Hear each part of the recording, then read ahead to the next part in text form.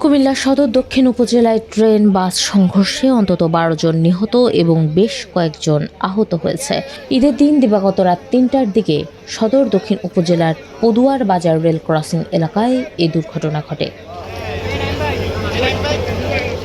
Police ও fire service সূত্রে জানা যায়, চট্টগ্রাম থেকে ঢাকাগামী চট্টগ্রাম মেল ট্রেনটি পদুয়ার বাজার বিশ্ব রোড এলাকা থেকে অতিক্রম করার সময় একটি যাত্রীবাহী বাস রেল লাইন পার হচ্ছিল, আর মামুন পরিবহন নামের একটি বাস চাঁপাইনবাবগঞ্জ থেকে যাচ্ছিল নোয়াখালী।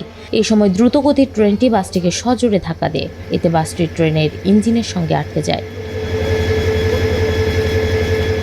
সংঘর্ষের পর ট্রেন বাসটিকে প্রায় ১ কিলোমিটার পর্যন্ত টেনে নিয়ে যায় বলে জানিয়েছেন প্রত্যক্ষদর্শীরা। এতে বাসটি দুমড়ে মুচড়ে যায় এবং ঘটনাস্থলেই কয়েকজন যাত্রীর মৃত্যু হয়। গুরুতর আহতদের স্থানীয়রা ও ফায়ার সার্ভিস কর্মীরা উদ্ধার করে দ্রুত কুমিল্লা মেডিকেল কলেজ হাসপাতালে পাঠান।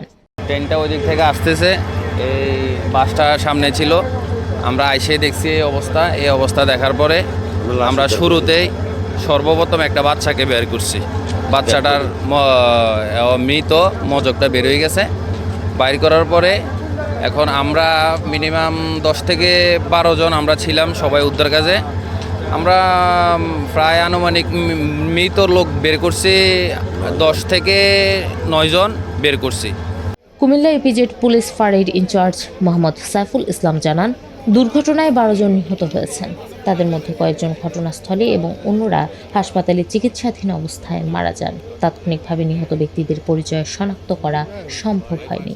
আজকে রাত ৩টার কিছু আগে ট্রেনের সাথে বাসের একটি দুর্ঘটনার সংবাদ পাই। সংবাদ পেয়ে তাৎক্ষণিক আমরা আমাদের মোবাইল টিমগুলিকে পাঠাই, আমরা নিজেরাও আসি।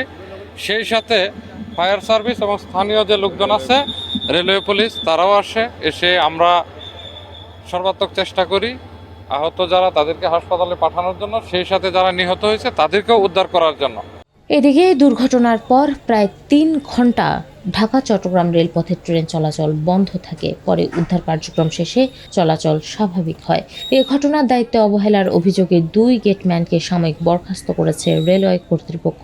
একই সঙ্গে দুর্ঘটনার কারণ অনুসন্ধানে গঠন করা হয়েছে পৃথক ৩টি তদন্ত কমিটি। স্টেশন মাস্টার যিনি আছেন তার ব্যাপারেও আমরা ব্যবস্থা গ্রহণ করছি। সুতরাং এবং ২টি বিভাগীয় তদন্ত কমিটি, একটি বিভাগীয় তদন্ত কমিটি আর একটা জোনাল দুটি তদন্ত কমিটি গঠন হয়েছে। এটা কখনোই কোনো লাশের দাম ১ লক্ষ হতে পারে না। সেই জন্য যারা এই ঘটনার সাথে জড়িত তাদেরকে শাস্তি আনা হবে এবং সাথে সাথে এই এই দুর্ঘটনা থেকে কিভাবে রক্ষা করা যায় সেই জন্য এই রেল ক্রসিংগুলিকে আধুনিকীকরণ করার জন্য সরকার ইতিমধ্যে সিদ্ধান্ত আছে।